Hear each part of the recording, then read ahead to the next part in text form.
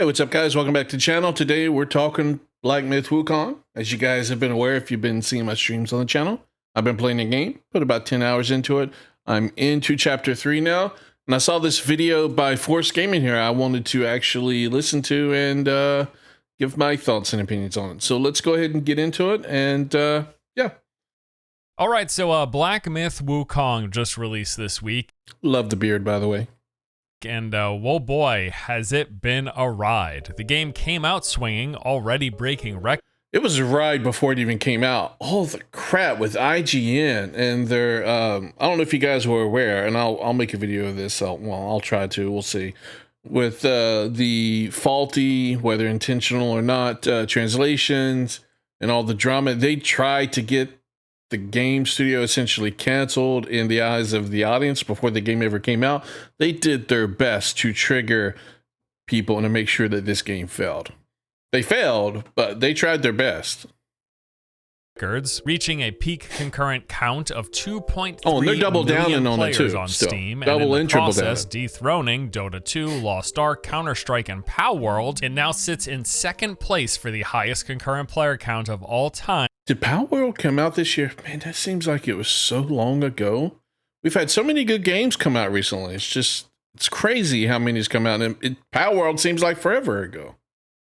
Behind only PUBG. So yes, the game is very popular, and not only are there millions of people playing, most of them seem to really like it as well. Steam user reviews are overwhelmingly positive with a whopping 96% rating, which is quite high. To put it in perspective, of the top 20 most played games on Steam, there are only 5 other games that have a rating over 90%, those being Elden Ring, PoW World, Valheim, Baldur's Gate 3, and Terraria, and now Black Myth Wukong making it the 6th. Now, obviously, the game just came out, there's a lot of positive early reviews, and this review score could change over time, but man, with the high concurrent player count and the high review rating, the game is certainly off to a good start, and it's done this in spite of all the pre-release discourse around Black Myth Wukong's development studio and their oddly specific restrictions for streamers who were given codes, which included not discussing China, feminism, or COVID. Yeah, that went over super.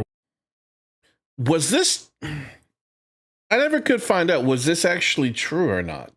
Well, as you would expect, but despite all of that, we have got the second most popular Steam game ever and overwhelmingly positive reviews. So yesterday, I spent the entire day playing Black Myth Wukong for myself, and I can tell you, I get it. This game is actually quite good, or to put it precisely, it's just plain old, simple fun with good gameplay. It's relatively polished, and on top of that, has no BS monetization. This is being the rare trifecta of success in the games industry nowadays. So I want to tell you a bit about the game, starting with a basic overview and then my thoughts and impressions from what I've seen so far. Now, if you didn't know, Black Myth Wukong is a fairly linear action-adventure boss rush game that tells the mythological Chinese tale of Journey to the West. You play as the Destined One, traversing the lands, meeting intriguing characters, and eliminating any foes in your path, of which there are plenty. Combat amounts to alternating combos of light and heavy attacks with stances mixed.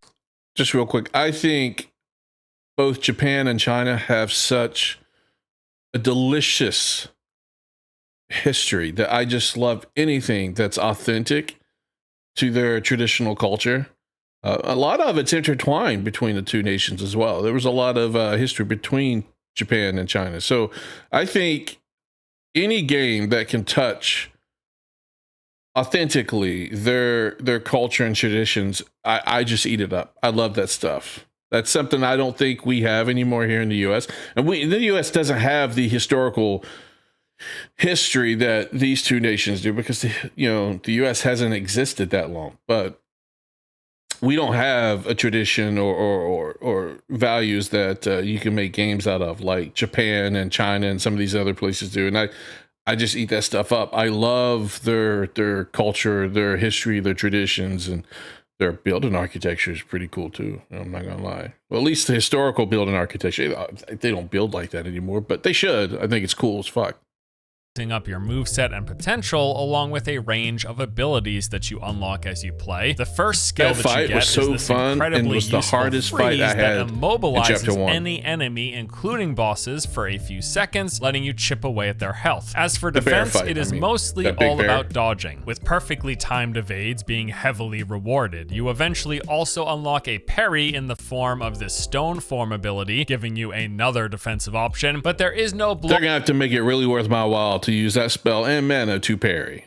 blocking. Really, you're just dodging all incoming attacks. There And you then go. beyond your basic attacks and the handful of skills that you got, there are the transformations. Now, initially, you can turn into this pole arm wielding wolf, dishing out loads of fire damage until either his health or energy meter depletes and you transform back. And then you also have these spirits of rare enemies that you capture that can be bound That's a cool to you aspect and of the game, summoned too, I like. periodically. These will have some sort of a passive effect, increasing either offensive, defensive, or your utility, along with this active ability that where frog. you I never used temporarily, it. for a brief second, transform into the creature and I hate do those some guys, too. They're very specifically tanky. unique variety of attack for that spirit. And with all of these tools in place, what you're doing is moving through these mostly linear environments, taking on groups of basic enemies and bosses, lots and lots of bosses. But before I he go didn't into get the further secret detail, boss? let me tell you about the boss of today's video. Today's video is sponsored by Guild Wars 2, a free-to-start MMO that for me has always been about world exploration and discovery. Coupled with its mostly horizontal progression system, this is a big part of what's kept me coming back. I never feel far behind or like I need to grind for weeks. I can just jump back in, play for a while, and check out the latest content. The wife Speaking and of I which, they played that recently game when it released first the came out. Their Wilds expansion on August We haven't played in 20th. a This long fifth time. That was expansion years brings ago. players to the fabled Isles of Janthir in pursuit of new adventures and rewards. In Really terms of surprised the the new game is still stuff, around. well, there's a new weapon for all professions, the two-handed spear. Initially, this Not that was it's bad, it's just exclusively an underwater I'm not used to weapon, games while there's lasting that now a long, land but version MMOs, I coupled guess with they do, its own 'cause they're unique live skills action, for every or live class. service, They've excuse me. added a housing system, homesteads, an account-wide personal instance with a structure and land for you to decorate and cultivate. That's They've also cool. updated the Warclaw mount acquisition method, giving it its own mastery line. There's new challenging and cooperative content with 3 new open world explorable maps, convergences, these 50-player events, and a new raid with challenge mode. There's a new fractal dungeon with its own challenge mode and Wizard's Vault rewards. If you're interested in checking it out for yourself, you can use my link in the video description below. All right, so at the top, I called this a boss rush game, and that's mainly because there are bosses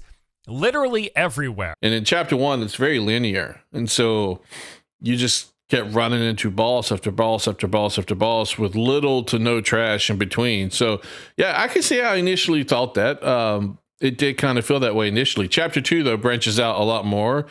And while it's not open world, thank God, because I'm tired of those games.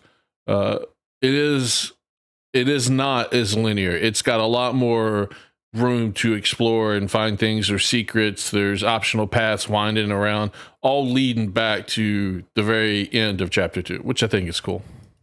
It seems you can't turn a corner without stumbling into another boss in this game. There may very well be as many bosses as there are regular enemies. That's probably not actually the case, but honestly, it feels that way at times because you are just fighting bosses constantly. Now, from they're what I've fun. seen so They're far, fun boss these have all fights. been really cool looking with interesting mechanics and just genuinely They're fun all unique fights. too The so far. difficulty varies for the most part. I would say it's on the easier side as I have one-shot most of these small and medium. Okay, so from what I've heard about this guy, he's really big into Dark Souls and those types of games, and he's completed them all multiple times through. I'm not sure I would want him to be the barometer that I use to judge the level of difficultiness. My wife plays this game. She struggles. My son and I, we play it, and we'll die and stuff, but we help each other and we get through it. But my wife, she struggles.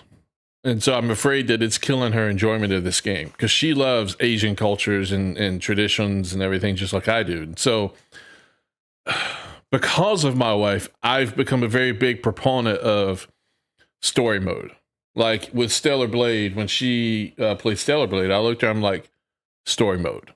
Now she still had some challenges with story mode. She would fail. But without that, then there's people who want to play your game, who want to see the experience that you've built for them. They're not going to be able to. And they may buy this game, but the next game you come out with that's like this, they're not going to buy it. So I mean, maybe with story mode, it's just something where your bosses, you just nerf their health, nerf their attacks percentages or whatever, their attack powers. Just enough to make it easier for some of these people who, like my wife, are a little challenged when it comes to seeing attack patterns, dodging, and counterattacking. So, I mean, I understand there was this big back and forth about it with Elden Ring, but because of my wife, I do see and understand the need for one. Final Fantasy 16 had one. Stellar Blade had difficulty levels as well. I do think you can do it, and it doesn't hurt anybody to do it. If you like it to be challenging, don't change it or even put it on the hard mode. But I don't see why you would want to keep or push people out of playing your game by by not putting in the ability to lower the difficulty so that they can go through and still experience the game in the world that you created. Medium bosses, but the larger, more major fights, those kind of ramp the challenge up a little bit more, and those have taken me a few attempts in some instances. I think what I've liked the most about it, though, is just all of the variety. I think with one exception, I've not actually seen a repeated boss type, and even the one repeat I did see had a lot that was different about it as well. Playing for about 10 hours. There was one repeat. It was like a recolored boss model, but the fight itself was completely different, and there was meaning behind that. So I thought it was cool, but that's the only one. Yesterday, I have come across 25 of the game's 90 total bosses, and every one that I've seen, once again, has been unique. Unique not only in how they look, but also in their movesets, in their phases, their abilities, just everything about them. We've got 90 bosses in this game. I've seen 25 of them so far, and already I've been pretty impressed with what I have seen. That boss that you just saw there, he's a good entry-level fight for this game. He's hard. You have to figure out his moveset. It's a good start for the game. I enjoyed it. Fun fight. My son, my wife, myself, we all helped each other. We all talked about it. It was fun. Something that we did, honestly, as a family, which my wife was so excited when she beat this guy on her own. So excited. Bosses in this game. I've seen 25 of them so far, and already I've been pretty impressed with what I have seen. So basically, the gist of the game is you're using this action combat, you're moving through what are mostly linear levels with branching sections, and it branches further and gets more interconnected as you move from the first to second chapter. You're fighting basically. If he says linear as in it's not completely open world like Elden Ring, yes. But honestly, I'm so sick of open world games. I mean, I could get into that, but it'll make this video longer. But let's just say I'm happy for a little bit more of a guided tour, I guess you could say, where I don't have to worry about something potentially being hidden behind every single nook and cranny and rock and have to destroy every single thing because I might overlook something. Elden Ring, although I love Elden Ring, Zelda, I mean, all those things, it's just, it's tiresome. To have to spend hundreds of hours in a game because you don't want to miss something. It's tiresome. Enemies, you're collecting resources as well as items that are hidden in the environment, and you are constantly engaging in boss fights. Now, in the process of you doing all of this, you're also going to be working on your character and power progression, and there's a lot of this. For one, as you level up, you gain sparks. You can also find these at certain points in the world, and these are used to improve just about everything for your character. What essentially amounts to a skill tree is broken up into 6 main categories with further subsections. There is a lot. There. First, there are the foundation abilities. These include your stamina, especially your martial arts, which is your basic combat, as well as your survival. Then there are the 3 staff stances of Smash, Pillar, and Thrust. There are 3 spell schools, Mysticism, Alteration, and Strand. And then there are your transformations. So in each of these categories are numerous improvements. Some of these categories have over 100 different individual improvements that you can invest in. And broadly speaking, these will do things like granting a variety of passive boost, allowing you to unlock new abilities and combos, and just opening up your potential moveset, adding more variety to the. But the best thing about this is you're not set. This is not set in stone. You can actually respec, and so far as I can tell, there's no penalty or no cost to respec it. So you could try something. If you don't like it or you make a mistake, you can respec. which is cool. With something this in depth, you should be able to.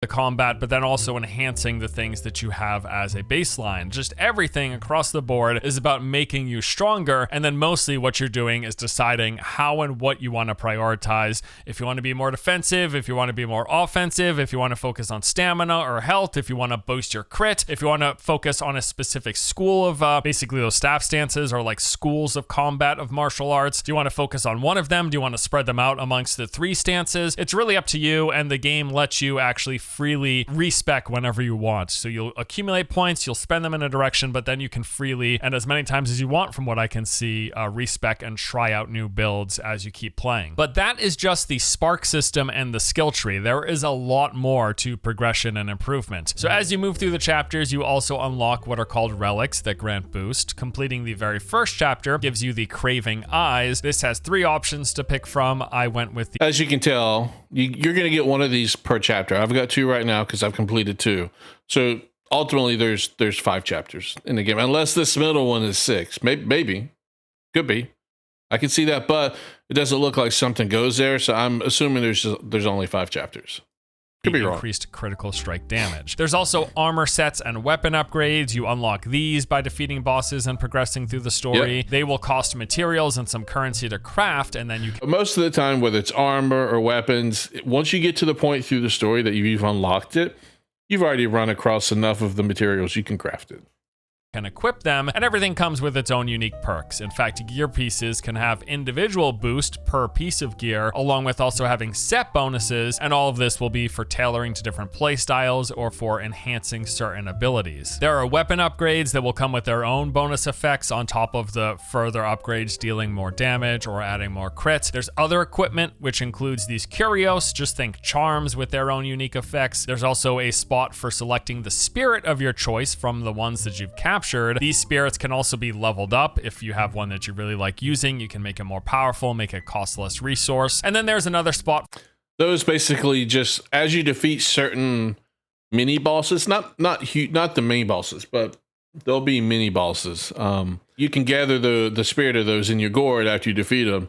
And all you do is when you select to use that spirit, you turn into that spirit for a few seconds, do a single move, and then you turn back into yourself, and that's it. Like the baby guy. Does he show it? Yeah, this guy right here. You change into him, and do a giant headbutt, literally right in front of you. So if you're gonna do this, you got to be within melee range, and then you change back into yourself. Have one that you really like using, you can make it more powerful, make it cost less resource. And then there's another spot for what are called vessels. The one that I've unlocked thus far gives me like a fire debuff resistance. The game also has a bunch of different consumables you will craft if you go through the secret area, and they'll in chapter grant 2. increased defenses, that makes the final boss or offense, a lot easier, like increasing your damage, crit, or whatever. You also have this healing ability that refills anytime you rest at a shrine. It is called the Gourd. You start off with the coconut wine version, which will heal you for 33% of your health whenever you use it. But then later on you find more, like the lamb brew, which heals you for a flat 20%, but then an additional 25% heal over time. And these can be upgraded as you progress, granting more uses or better healing. And then there's also a slot within those for what are called soaks, giving you additional benefits for whatever particular gourd that you're using. So this can increase your resistances, add damage reduction, have you gain more health when you use it, or make things like certain spells free to cast for a duration. They also make use of a key system where as you're progressing, you'll come across locked areas, and then you will have to find the keys, usually via defeating a boss, to allow you to progress past that previously locked area. So that is the basic overview. That's like the general gist of Black Myth Wukong. You move through these levels, you fight basic enemies, you collect stuff, you fight bosses, there are some branching paths, there's a bit of exploration, there are locked gates which you have to find the keys through, and that's how the game works. That's the general kind of flow of the game. I've seen it compared to Neo. It reminds me a lot of God of War. The only kind of Souls-like reference is the fact that there are shrines that sort of work like bonfires. You can fast travel to them. You do some of your progression and upgrading there. And then also whenever you rest, refilling your health and your mana and your stamina, it also respawns enemies. But that's really the only Souls-like equivalent that the game has, because the combat is... Were they the first ones to kind of put that into play? I feel like something like that's been done before, but I could be wrong. kind of just much more like a modern day action game, a la God of War, or again, I see Neo referenced quite a lot, but I haven't played Neo yet. So yeah, that's the overview. I would compare this to Souls. It's just because I've played Elden Ring. I've not played God of War, Ragnarok, or anything like that. I don't even know the name of the other game. Is it Neo? I've never even heard of that, so I haven't played it. So the only comparison I can make is to Souls. What about my thoughts? Well, I gotta say, just right baseline, I am quite impressed with the game so far, and I've only played it for a day. I can absolutely, though, see why it's doing so well. So for starters, the production value is very high. Combat's so it good. Looks fantastic visually. This is a gorgeous game. The first chapter alone really hooked me, traversing these winding paths through this kind of darker, heavily forested mountainside region. That setting alone I love, but it was just made all the better with how good it looks, just like everything about the visuals, the lighting, the effects, the fidelity of it. There is a mob in here that literally looks like Master Splinter from the original 80s version of Teenage Mutant Ninja Turtles. And I find it so funny. Now there's multiples of them, but I kept calling him Master Splinter when I was coming across them because they looked like it. It's a very pretty looking game. And then also the enemy and character design I think is great, from the destined one who you are playing to all of the enemies and bosses you encounter. I just think they did a good job here. They've really delivered a kind of this interesting presentation of these creatures from Chinese mythology. I mean, not only their look, but like the outfits they're wearing, the stuff that you're wearing, your armor sets and weapons, just all of the design to the characters and the setting. It's all really well done. I would say as well, along those same lines, it's just nice to get this sort of relatively novel setting and story. While we have seen a handful of successful games in Eastern settings in recent years, we get so few of them that really lean heavily into the mythological and popular. Man, you got Sekiro and you have Ghost of Tsushima, and you have this game coming out. Man, I almost feel sorry for Assassin's Creed Shadow, because that's based in Japan, which is obviously another Asian country with a lot of rich traditions and history that it can pull from. I think the game will succeed because it's Assassin's Creed. There's a lot of people out there that will play it no matter what. You know, people like to eat shit, so they're gonna eat shit, I guess. But in order to do it justice, they need to do an extremely good job in taking care and handling of the Asian lore and traditions there in Japan, because there's a lot of other games that have done it much better than what I'm afraid they're going to be able to do. And this game's going to put them to shame. I just have a feeling it will. Different type of game, don't get me wrong, but I'm talking about the aesthetics, the authenticity of the culture and traditions that are represented in the game are going to be so much better done in this game than I have a feeling Assassin's Creed Shadows will do. Folklore of the region, and I love this, like everything about the developers' take on the Journey to the West. And the developers, for the Ubisoft developers, have said several times, they've stated they wanted it to be as authentic as possible, but I just don't think they'll succeed. Story is really neat to see in action. It's neat to play through this world and see these mythological creatures and fight these bosses. Also, for how good everything looks, I was pretty impressed with the performance. I would say about 95% of the time, the game would run flawlessly for me at 144 frames per second at a 2K resolution. Although I don't know how many frames per second I was getting. I didn't have anything up measuring it, so I guess I had OBS, but I never really paid attention to the frames per second. I mean, it ran smooth for me, except for a couple of points where it looked like it may be loading something. Or there was one scene yesterday where I was in chapter 3. I beat this white dragon on a frozen lake. Frozen lake broke open. I fell down. It was supposed to be like into some sort of cutscene. That didn't run so smooth for me. I think I missed portions of the cutscene a little bit. You could hear the sounds cutting in and out. I don't know why or what happened there, but after the cutscene, it was running smooth. And that's the first time I've run into that issue with any sort of cutscene. So I don't know what happened there. There were a handful of moments in my playthrough with substantial issues. There were a few sections as I was playing where I would see the frame rate drop from like 144 down to 20 all of a sudden. Now, in those instances, this would last anywhere from like 10 to 15 seconds. That's about before right. Smoothing out again. I'm not sure. I mean, you'll see me on my streams go, whoa, look at those frames. So, I mean, it is very obvious when it happens, but he's right. It only lasts for a few seconds. And it seems to be when you're going into a new area, like you stated. If it was an issue with shaders or if the game was loading in new areas while I was running around. I have heard that there have been some potential conflicts and issues with Intel CPUs, so maybe that's what was going on. Frankly, I don't know exactly, but again, mostly at least 95, it's probably closer to 99% of the total playtime. It ran amazingly, flawlessly, but with those few noticeable exceptions. Oh, and also the whole thing is very polished. It's just crisp and clean across the board. The animation of the movement, attacks, the spells, the enemy. This was a very fun fight. It was a difficult fight for me, but it was very fun. I ended up beating him.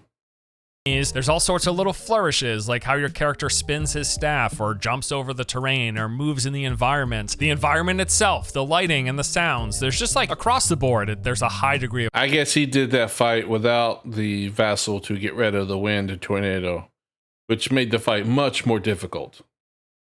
Polish and a real lack of jank in this game. I couldn't believe just how well it played and how good it looked and how polished everything was. It just feels like a very complete and well done game. And then finally, the combat. It's simple, but it's quite fun. Boss variety, as I mentioned earlier, has been nice, even though I've only seen 25 of the 90 bosses. They've all been varied and interesting encounters thus far. And while I think the game might be a tad on the easier side overall, I would say that there's still enough challenge to make... I think it's a challenging game. I really do. I don't think it's easy at all. Most of the more challenging fights feel satisfying, and even some of the basic encounters, like if you're not paying proper attention, you can quickly lose an encounter and then find yourself resurrected. This guy and the bear from the very end of chapter 1 so far have been my favorite fights in the game. Back at one of the shrines. And all that is well and good, but I really think the cherry on top here is that this is just a plain old no BS game. It's a single player title with roughly 25 to 50 hours of content, depending on how completionist you want to be. I guess it's 25 for a straight simple playthrough, but 50 if you're going to be collecting and picking up a lot of the side stuff. And it's got an upfront box price, and that's all. There is no in-game store. There are no premium currencies, no... That is what I love about this game. One of the aspects I love about this game. You pay for the game, you get the game. There's no hidden quests behind another $40 charge. I'm looking at you, Ubisoft, and Star Wars, Outlaw. You know, I mean, it's just ridiculous that they did that. There's no microtransactions, but you know, if there were and it's purely cosmetic, I don't really care about that. That's fine. But yeah, I mean, this game is... It's an all or nothing game. What you pay for and what you get is everything. If they add a DLC to it, that'd be great. I'd buy it, but it doesn't feel like that they've held stuff back specifically to get you to buy more content. This feels like, so far, a complete game. Now, that may change once I finish the game, but so far, it feels like a complete game. FOMO microtransactions and no battle passes. You just buy the game, you play the game, you enjoy the game, and you stop when you're done. No predatory manipulation to try to squeeze more money out of you along the way. And that, coupled with everything else that I mentioned, with it being a great looking game, a cool and novel setting, good performance, and the fact that it's fun to play, and that it's all polished and feels like just a finished product, like I'm paying for something that was fully realized and done when I got my hands on it. That is absolutely why the game is doing so insanely well. 2.3 million concurrent players, nearly 200... A good game, a beautiful game, and a full game. Why that's so hard for AAA to do nowadays for the Western devs, I don't understand. 10,000 overwhelmingly positive reviews with a 96% rating. That is crazy. Now, unsurprisingly, a big part of the game's success comes from its popularity in China, where it looks to be getting loads of play. That is unsurprising. Because China is one of the nations, unfortunately for the West, we're not like that anymore, but one of the nations that still has national pride. They love China. They love their nation. They will stand up and shout and support their nation. And I have no problem with that. I think that's great. you should have national pride. You should love your nation. You should support and defend your nation. And that's what they're doing here. And I think it's great. I wish the US was more like that, but unfortunately we're not anymore. I'm just we're not, but they are. And I don't have a problem with it at all. I think it's great that they're playing their game.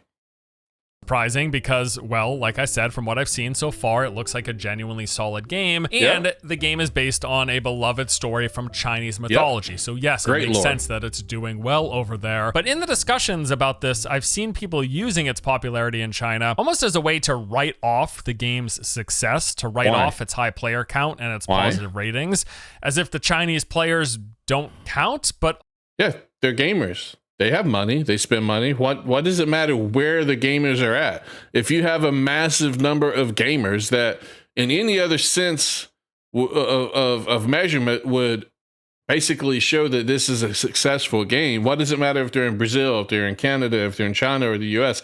In fact, we understand why China has a lot of players playing this game. It's a game based in China. It's a game based on a story, mythology of China that is very popular, that has spawned, a decade or decades really, multiple decades of content over in Japan called Dragon Ball. That's based on this story that this game is based on. It's very popular. So it doesn't surprise me that a huge, vast majority of your player base right now is in China. But I do think we shouldn't discount the people over here playing it too. I'm playing it. I've seen a lot of people playing it. I've seen a lot of people talking about it. The only people who hate this game are the Western devs, because their BS, like what, Dustborn, was it? Concord. There was this other one, this African-based game. I can't remember. Yeah, that shit doesn't sell because you don't want to make a good game. You do it for other reasons. And we see that. And the player base is aware of that as well. Hence why we don't play your games. also, I think we should keep in mind plenty of other of the most successful games, of massively popular games, had a lot of their success due. The Asian market right now is carrying the game industry hard. The vast majority of the Western devs, oh my God, they're horrible right now. They just are. They can't produce a good game if they had a gun to their head. Due in part to their popularity in China as well. This isn't the first game to be popular in China that was just popular overall. And really, my take on this situation and this game in general is that, yes, it does seem to be a game that is clearly massively popular in China, but also, if you have a problem with that and you're trying to discount that, then you're either A, racist, or you've got other ulterior motives as to why, hence your Western game dev.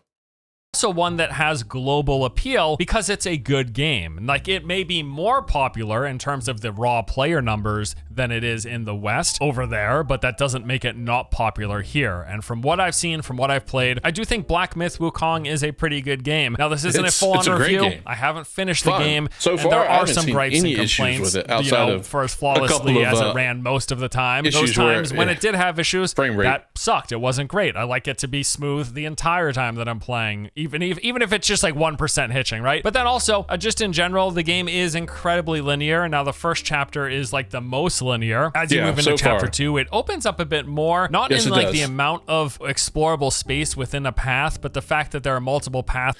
There's a lot more explorable areas. If you mean paths as in there's a trail, sure, I can see that. There are certain areas where you have a trail that takes you to other areas, but it definitely opens up a lot more that are branching and interconnecting. But I do wish there was more freedom within those areas. So you'll be moving around a play space and there's just a lot of invisible walls everywhere. I'm gonna tell you, I love the fact there's invisible walls. Again, like I said earlier in the video, I don't want to feel like I've got to explore every single nook and cranny, behind every door, under every rock, for fear of I'm missing something that's going to be crucial down the road. I don't want to feel that way. I want to know what direction I need to go and let me go that direction. That right now is a benefit for me because I've played so many games lately. And again, Elden Ring is one of them. You got Zelda, and there may be a couple more I can't think of off the top of my head, where it's like a wide open world. I can go anywhere I want. Don't even know if I'm progressing or what I'm doing. Can't keep track of the story because there's so much. I'm kind of tired of that, to be honest with you. where you can basically just mostly walk on the ground and you can't even go on top of certain buildings. So for example, there might be a building somewhere and walkable paths all around the building, but even though your character should be able to climb on top of the building, like based on how high they can jump and their moves and everything, the game puts invisible walls that prevent you from doing so. Not every game needs to be open world, but not every game needs to be linear as well. It's nice to have a combination. This is a nice fresh of breath air to be nice breath of fresh air, to be honest with you. And that kind of thing, I wish they kind of just lifted the restrictions a little bit more. I haven't finished the game. This isn't a thorough review, obviously. I'm just kind of giving you my baseline impressions and a general overview of Black Myth Wukong. But really, the main point is that this game, from what I've played, it generally seems good, surprisingly so. I wasn't expecting much. I was almost not. Unlike him, I was expecting this game to be good. From what I've seen, this game looked like it was going to be good. The biggest question I had was, as beautiful as it looked, as good as the combat looked, how well was it going to run? And so far, it's not 100% perfect, but like you said, it's about 95 to 99%. And I definitely would give this game a 9.5, if not a 10. So far, we'll see how it ends. But right now, that's probably where I would put it. Not even going to play Black Myth Wukong because I heard it was like a boss rushy game, and I just really wasn't in the mood for it this week. But my friend convinced me to do so, and I'm glad I sat down to play it because you should thank your friend, by the way. Send him some flowers, him or her, whoever. I don't judge, but send him some flowers. Thank him. Give him a card. Maybe take him out to dinner, a cup of coffee. Who knows? But you should thank your friend. After the first hour or two, I was hooked, and then I just kept on playing all day, and I had an absolute blast. I haven't finished the game. Again, this is not a full, thorough review, but from what I've seen so far, it's pretty good, and I'm not surprised it's doing as well as it is. I might do a follow-up video later on with some wrapped-up thoughts, but in general, Black Myth Wukong took me by surprise. It's actually a good game. It's a polished game. It plays well. It's fun. It's an interesting setting. Not much else to say, and there's no BS in the game. Look at that. Even with all that controversy pre-release about like streamers not being able to talk about China or radical feminism or COVID, bottom line, end of the day is they have a good game. They have a fun game. If you have all that stuff in your game or being spouted by the streamers you pay to play your game's gonna, it's on a deathbed. It's gonna fail. Have a complete game and it's not filled with predatory crap. That's all it takes to make gamers happy. I know it's asking for a lot. Yeah, that's it for nowadays today. Thank you for watching. I hope you enjoyed the vid. Have you played Black Myth Wukong? What do you think of the game thus far? Let me know below. Yes, I have. Thanks for watching. See you guys next time. Good video. I'll post it down in the description. But yeah, overall, I think Wukong is a good game. So we'll see what else happens. I'm going to keep playing the game. Like I said, I streamed yesterday. I've just started chapter 3, and yeah, we'll go from there. So thank you guys for watching the video. If you like the content, hit the like button, subscribe for more content, and I will talk to you next time. Have a good one.